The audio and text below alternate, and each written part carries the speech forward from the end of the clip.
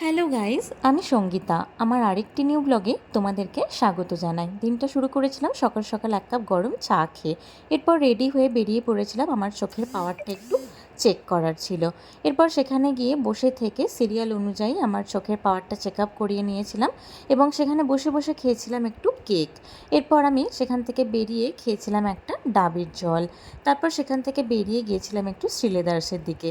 সেখানে গিয়ে কালেকশনগুলো একটু চেক করলাম, যদিও সেখানে কিছু কিনিনি।